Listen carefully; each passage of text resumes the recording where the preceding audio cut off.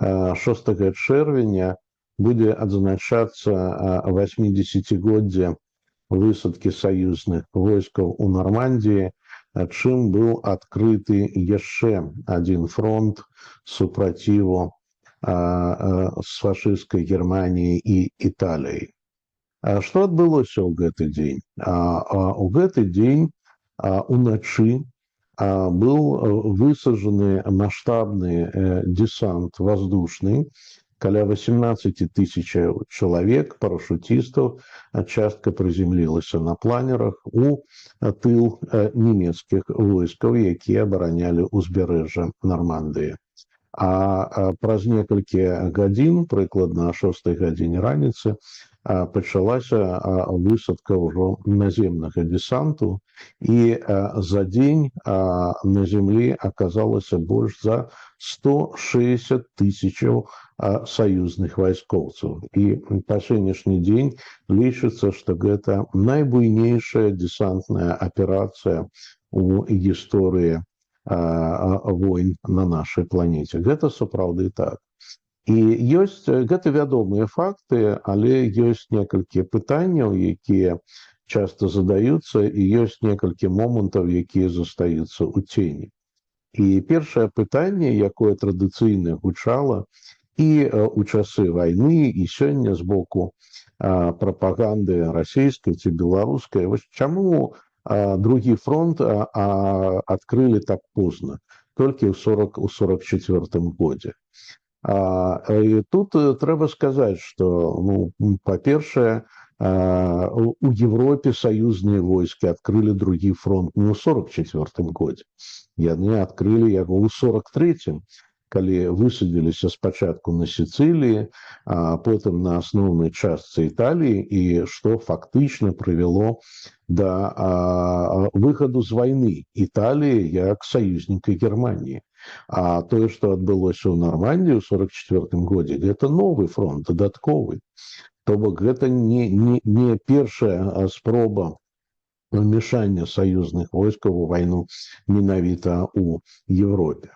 І чаму позна? Таму што вельмі доўга рыхтаваліся.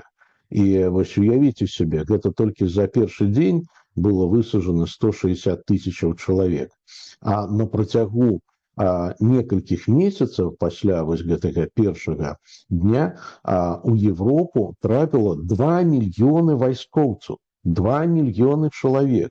І вось усіх іх трэба, а гэта былі войскі не толькі брытанскія, але і амерыканскія, канадскія, новазеландскія, хапала амаль з усяго свету. І гэтых жа людзей трэба было забяспечыць усім неабходным для вядзення вайны. Гэта і паліва, гэта і снаряды для гарматы, гэта дарогі харчавання, медыкаменты і гэтак далей, гэтак далей. І каб усё гэта забяспечыць спачатку, трэба выйграць было тое, што звалося бітва за Атлантыку. А бітва за Атлантыку – гэта транспартныя канвоі са Злучаных Штатаў Амерыкі ў Брытанію, на якія бясконца нападалі нямецкія падводныя лодкі. І вось толькі ў 43-м годзе, калі з'явіліся новыя супрацьлодачныя сонары, амерыканцы і брытанцы навучыліся эфектыўна знішчаць нямецкія падводныя лодкі. Да гэтага ніякіх гарантый таго, што канвой цалкам дойдзе да Брытаніі, не было.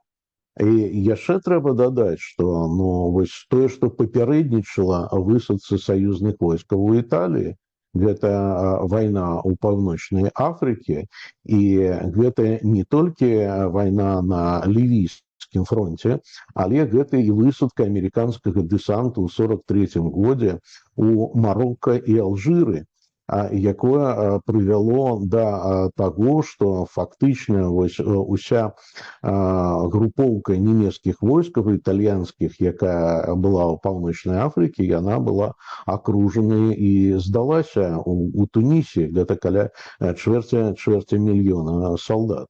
Вось усё гэта патрабавала часу.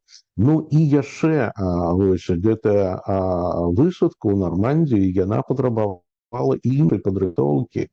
І вось гэта, дарэчы, здзіўляе, колькі было затрачана намаганняў, каб усё гэта падрыхтаваць. Адзін такі момант.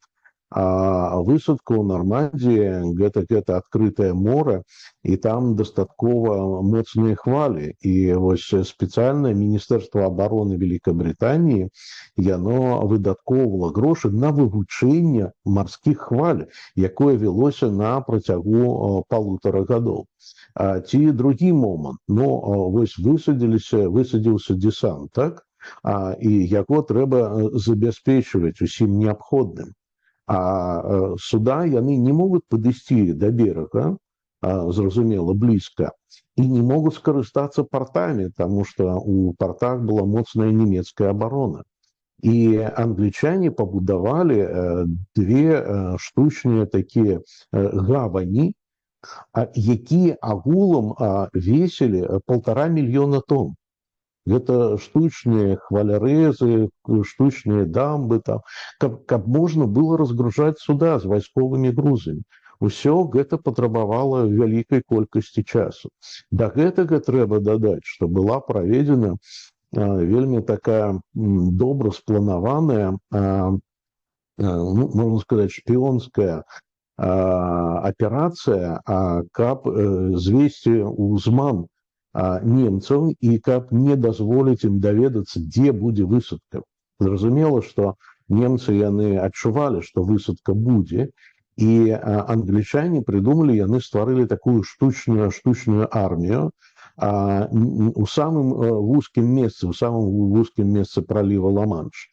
І там нават спецыяльныя шевроны былі прыдуманы. Было прыдумана, што там генерал Паттон знаходзіцца, надувныя гумавыя танкі, у паветра скідывалі фальгу, якая імітавала караблі, і гэтак далей.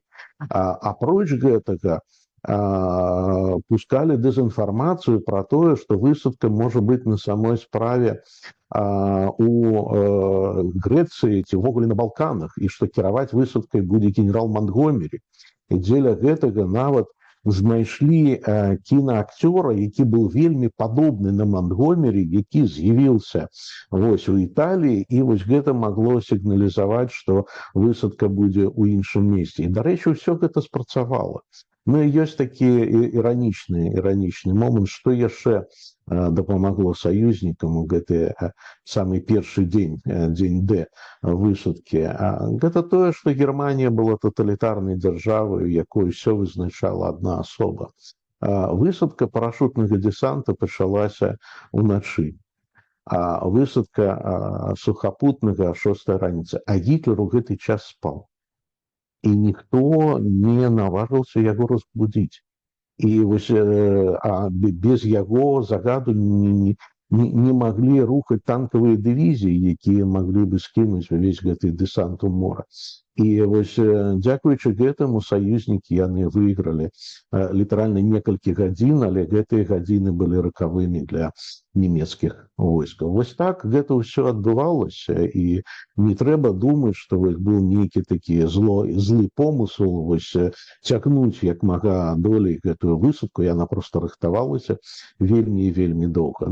І апошняе пытанне, а як гэта адбілася на нашай гісторыі? Так, адбілася, таму што паглядзіце, вось якая тут синхроннасць. Высадка яна 6 чэрвеня. 4 чэрвеня саюзныя войскі ўвайшлі ў Рым. І гэта фактычна значыла такую вялікую перамогу пасля заканчэння бітвы пад Монте-Касіна. А калі пачалася аперацыя Багратыон? Праз 2,5 тыдні пасля высадкі ў Нармандіі. І абсалютна зразумела, што тое, што адбылося ў Нармандіі, гэта адцягнула і частку сіл нямецкай арміі, і, галоўнае, увагу ад таго, што рыхтавалася на тэрыторыі Беларусі.